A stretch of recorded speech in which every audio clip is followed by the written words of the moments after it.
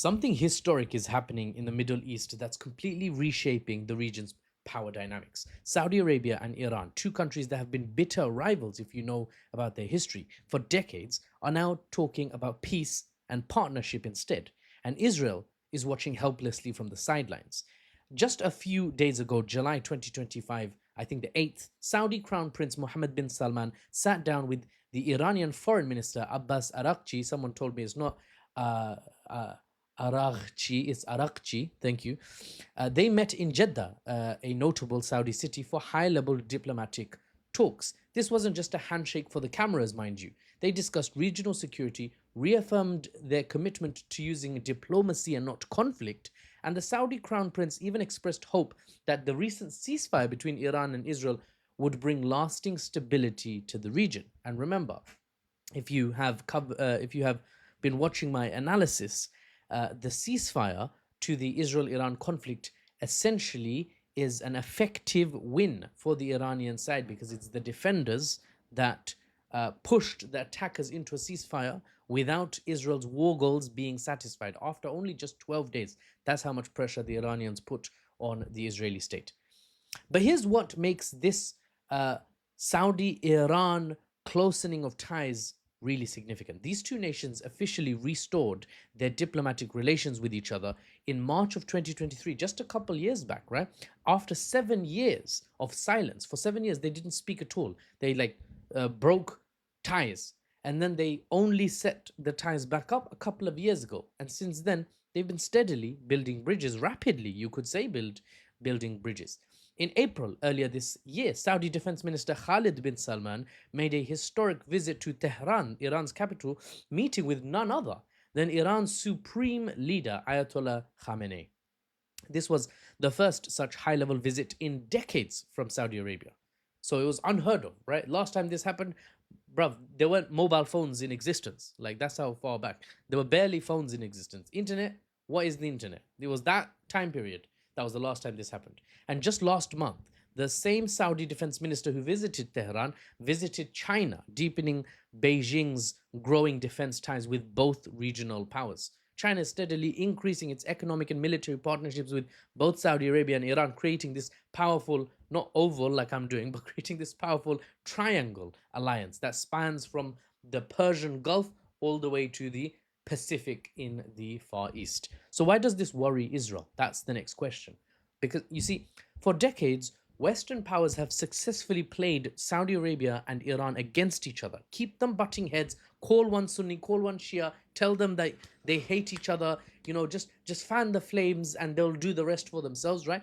Keeping the Middle East divided and manageable for the foreign powers, keeping Israel from opposing a united native force in the region. Native, um, even if the sect, Sunni Shia, is different, the people of the region never had the kind of animosity, the kind of friction that they've had due to the foreign interference activating their differences to play them against each other. There have been times, many times throughout Islamic history or Muslim world history, where the Sunnis and Shias just vibed side by side, neighbors, business partners. Bruv, Muslims have to work with non Muslims. So working with Shia Muslims, Sunni Muslims working with Shia Muslims, or vice versa, is absolutely not unheard of. But the flames have been fanned for years, but now it's collapsing. Now, with both nations being Muslim majority countries, choosing dialogue over confrontation and not essentially falling into the manipulative trap of foreign powers that want to sow chaos instead of Instead, they're focusing on working together. Israel faces a nightmare scenario. And I just had some popcorn, and I feel like some of it's stuck in my throat. My God. Where's the water when you need it? It's proper hot day as well. Anyway, when your two biggest we're talking about Israel, yeah? When your two biggest regional rivals suddenly stop fighting each other and start coordinating, the strategic landscape shifts dramatically. A united Saudi Iran front could mean less Saudi support for Israel's positions on regional issues, reduced leverage in Israeli peace negotiations because Israel's hand would appear weaker because they won't have Saudi and Egypt and Turkey backing them up, right? One's left, the other two might leave. That's other videos though. And potentially coordinated opposition from multiple regional powers towards Israeli policies, right? Nightmare scenario. If the Iranians, you see, if the Iranians aren't worried about the decisions being made in Riyadh, Saudi's capital, hostile towards Iran, and vice versa, the Saudis aren't worried about Iran, they can both focus their attention in one direction, not to be confused with the band, but they can focus their attention on Israel. The Iranian foreign minister even thanked Saudi Arabia for condemning Israel's military actions against Iran in June last month, showing how quickly alliances can shift when former enemies become partners. You see, in the past, this would never have been a thing, right? You would never have Saudi thanking Iran for anything except maybe leaving out the door ASAP or vice versa. Now they're thanking each other for basically taking, having each other's back, at least verbally, if not militarily, if not physically. But that's where it starts, right? Warm words of exchange like this between the two Muslim bastions. That's where closer ties begin. But there's an even deeper game being played here, and I'll wrap up on this point to quote Sami Hamdi, and I'll finish on this point, and then he spends the next half an hour on the point. No hate for Sami Hamdi, but anyway, Saudi Arabia has chosen a brilliant trajectory, and nobody's talking about it. I'm gonna explore this more in other videos, but let's just touch on it now. Saudi plan, geopolitically, right? Stay within America's sphere of influence, prosper, grow wealthy, diversify away from oil through Vision 2030, build up the tech knowledge through tech transfers with the West, through integration with the West, and then when the time is right, flip and align with China and Iran, taking all the accumulated wealth into the global South bloc with you. Damn it. This potential flip could be perfectly timed to coincide with the inevitable, analytically speaking, the inevitable American exit from the Middle East region, which would maximize Saudi Arabia's strategic benefit. If the US is gone, they won't mind Saudis flipping as much. Or if they do mind, or ban them, the Saudis might think, it doesn't matter, right? You're gone, get lost. Well, okay, they wouldn't say it like that because actually the US has really supported Saudi Arabia for better or worse. So anyway, one country, of course, won't be okay with all this, right? The US might be okay if they've left and Saudi flips. Saudis will definitely be okay with the ability to choose to realign. One country will be livid, though, for Israel.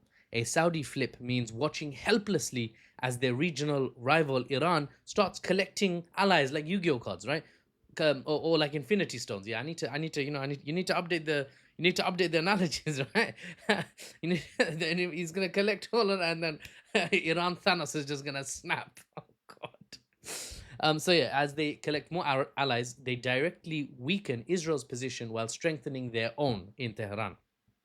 And if the Saudis normalize ties with Israel, it's almost like taking the mick, right? Because the normalization of ties would come with probably a condition like Palestinian recognition from the United States, right?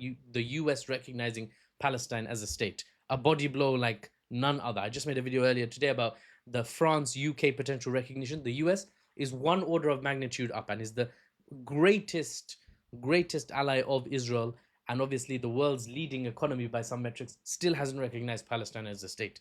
So that would be crazy if Saudi normalized ties with Israel and said, okay, on the condition that the US does that, and the US actually agreed. Insane. It would be insane.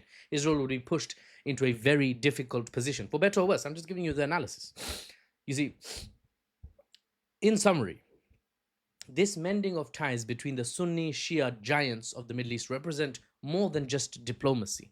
It's a fundamental realignment that could reshape the Middle Eastern region and the geopolitics potentially of the world for the decades to come, for better or worse. Better for some, worse for others. For the unbiased news and analysis without the Western spin, sorry my videos are so long, and my name is Muffles, and I'll see you on the next one.